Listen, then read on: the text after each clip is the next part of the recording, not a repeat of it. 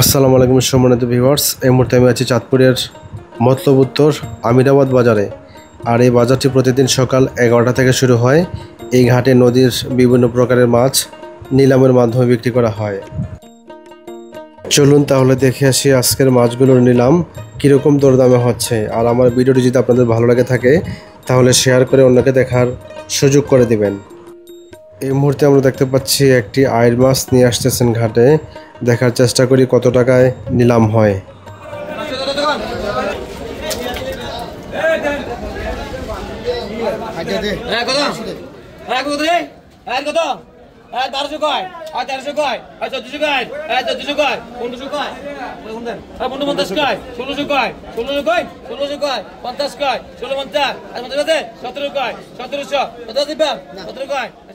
অবশেষে আমরা দেখতে পেলাম ছোট আইড় মাছটির নিলাম হলো 1400 টাকা মাত্র, যার ওজন আনুমানিক 1.5 থেকে 2 কেজি হতে পারে। তারপর পরই আরও কিছু মাছ চলে আসলো ঘাটে। দেখার চেষ্টা করি চলুন কীরকম দামে নিলাম হয়।